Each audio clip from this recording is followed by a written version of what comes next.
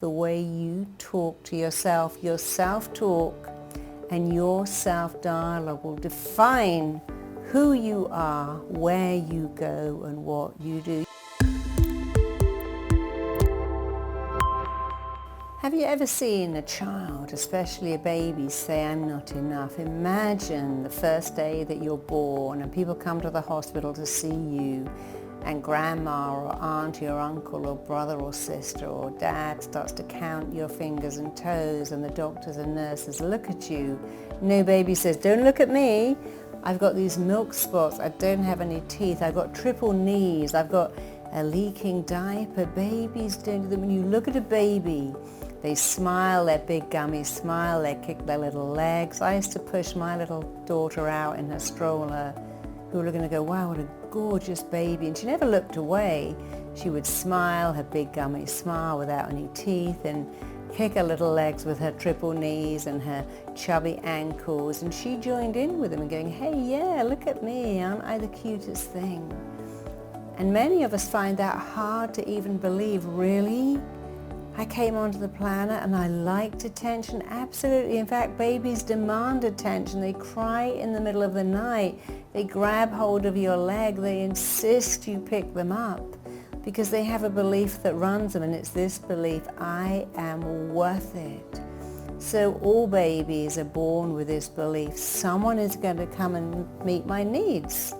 Babies will cry for hours because the belief is someone is going to come and take care of me, feed me, change me, hold me, love me, be with me, because I'm worth it. No baby says, "Well, I'm not a rich baby, so I don't deserve love. I don't have designer clothes, I don't have a flat stomach, don't have a thigh gap or bikini bridge." They don't even know what that is. No baby says, "I'm not attractive, I'm not smart, I'm not worthy, I'm not enough." No baby says, "Well, I'm just a stupid one. I just have this self-sabotage. I destroy everything." So it's important to understand that even if you may have forgotten, you were born like every single baby, wired to make it. That's why a baby falls down, they get up. They fall down, they get up. They learn to feed themselves. They learn to go to the bathroom. They get it all wrong, but no one says, "Yeah, I never really got to grips with that going to the bathroom thing. It was just so complicated. I just gave up." No one does that, because babies are wired to keep going, to keep going. They are like magnets wired to succeed at walking, talking, speaking, feeding. And you learn half of what you learn in your entire life before you're 5 years old. And that should be amazing, except many of us learn way before we're 5. "Oh, my mum's unhappy, so I'm not enough. My dad's left, so I'm not enough. My mother prefers my brother, I guess I'm not enough. I'm not smart enough. I'm not worthy enough. I'm not good enough." One of my clients, the minute she was born, her mother would say, "Oh, I wanted an angel, I've got a devil. She's the devil. She's up all night and sleeps all day. She'd be the death of me." She said it in a very joking way. She loved that baby, but the baby picked up, "Oh, you wanted an angel and you got me." People say, "Oh, your baby's so cute. Come back at 2 a.m. You can have it. He's not cute. He's a nightmare. He's the devil. You have no idea what he's like." Or we change the baby's nappy. You go, "Ugh, this is so disgusting. Oh, yuck." And we forget that babies, who are pure sensation, pick that up. They pick up our voice tones. They pick up everything. People holding the baby on the hip go, "Yeah, well, she nearly killed me. I almost died giving birth to her. She ruined my body, ruined my relationship." So often parents say weird things like, "I love you so much, I could eat you." That's a really weird thing to say to a baby. "I love you so much, I could eat you." But we never stop to think about what we're saying to our children. And often we say these things to protect our child. "Don't do that, it will all go wrong. Don't ask for that, you'll never get it. I want doesn't get. Don't show off. Don't draw attention to yourself. Who are you to ask for that? Don't put your hand up all the time. Don't take the attention of other people." And most of our parents do that because they really want to protect us. They're acting off their own limiting beliefs. So when you start to label a child, you're the greedy one, you're the noisy one. Oh, this is my problem child. I was in the park with a friend and she said, this is my problem child. She loved that child. She had 4 children. This is the problem child. And I did have to say very nicely, don't keep saying that in front of him, because you know you are wiring him to become the problem child. That is now his identity. And so adults do it to protect us, to keep us safe. They do it as a joke. They do it because they think it's funny. But they pass on these limiting beliefs. People pass on limiting beliefs from parent to child to the next child. And then we begin this negative self-talk, this negative dialogue. I can't, I shouldn't, I mustn't. It's greedy to ask, it's greedy to want. Who am I to have more than other people? I shouldn't ask for more. People won't like me if I ask more. Nobody will like me if I'm different. I shouldn't show off. I should keep everything in. Don't cry, don't have a tantrum, don't make a fuss. And the problem is that this is bad enough on its own, but then we develop this limiting self-talk. I better not ask, I might not get. I shouldn't demand, I'll seem greedy. I better be nice, I better be good. I better please everyone else, because the only way I can get my needs met is to make other people happy. And we have these beliefs that really belong in our childhood. And it's such a shame. But at any time in your life, you can change your beliefs. You can upgrade them and find new ones. You know, I've upgraded my phone. If I hadn't, I'd still have this old Nokia brick. I loved my Nokia brick. And I thought, actually, I don't want that anymore. I think I'll have a BlackBerry. I think I'll have an Ericsson. And now I have an Apple. I don't even know what number it is. But I upgrade my phone every time a new, better one comes out. And that is exactly how it should be with your thinking. Upgrade your thoughts. Leave behind the ones that don't work. Don't carry around an old Nokia brick that isn't even charged and go, well, I don't know why this doesn't work. It worked 10 years ago. I'm just going to keep pressing the buttons because it's gone. You've upgraded it.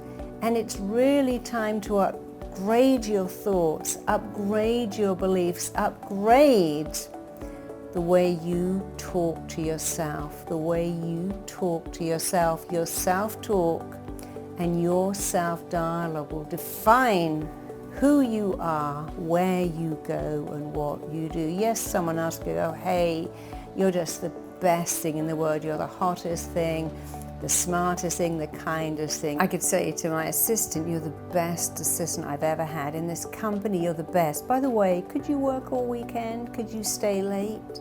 Because you see, dialogue can manipulate people. So when other people praise you, they might just have an agenda. They don't always, sometimes they do. But when you praise you, there's no agenda. It sinks in. Whatever you say, good or bad, right or wrong, your mind lets it in. In fact, your mind doesn't care, and it doesn't even know if what you tell it is good or bad, right or wrong, useful or useless, helpful or not, empowering or disempowering, true or false. And since that is true, you might as well begin to tell yourself amazing things. You see, you make your beliefs, and then your beliefs turn right around and make you. So imagine this. I always mess up. I always get things wrong. I always blow it at the last minute. I seem to forget the most important things. When it comes to talking to people, I go bright red, I break out in a sweat, I panic, and I don't know what to say. Now these are words, and you can choose to say them, but you can also choose to say, I'm phenomenal. I always know what to say. The right things come to me. I'm so at ease around people.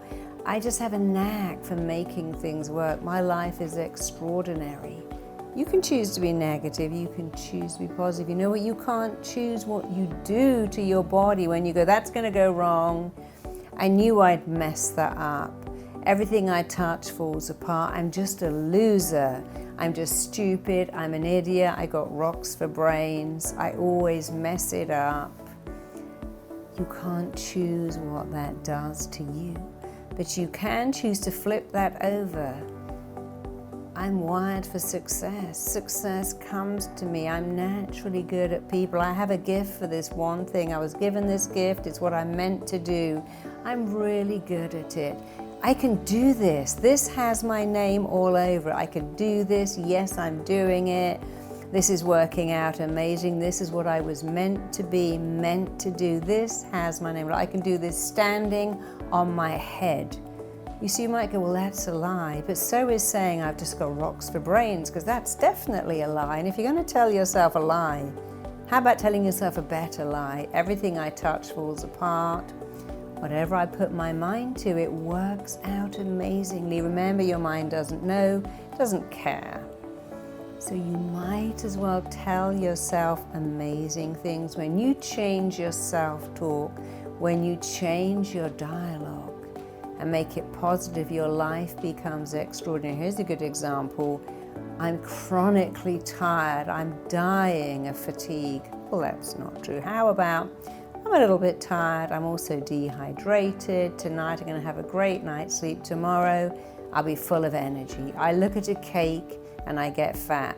That's a lie. Why not say, I look at a cake, I don't even like cake, but on the odd times I eat it, I just burn it all off because I've got a fabulous metabolic rate. You're beginning to see that you get to choose. And if you want to learn more about how to really make your self-talk a masterpiece, make your self-dialogue so phenomenal that you can't help but become phenomenal, then please join my 21-day Unstoppable Confidence Challenge, where you are going to not just hear me talk, you're going to be invited to take action, to do things, to wire in, fire in, and code in phenomenal habits of being unstoppable. And you will be unstoppable in your relationships, in your career, in your relationship with yourself. That's super important. What kind of relationship do you have with you? How do you talk to yourself? What kind of stuff do you give yourself to eat? Do you take yourself to the gym? Are you kind to yourself? Are you nice to yourself? Do you praise yourself? Because praise builds massive self-esteem, and criticism chips away at it and withers it. So join me and learn the habits, the actions, the special things that you can do to make you unstoppable. Join me. Make these phenomenal changes. Be unstoppable. Be outstanding. Start right now. You know what else? You get to keep it forever. If you enjoyed that video, check out the next one right here. You can also click the link below right here for your free gift. But you shouldn't judge yourself by the numbers on the scales or even the numbers in your clothing, because it doesn't matter.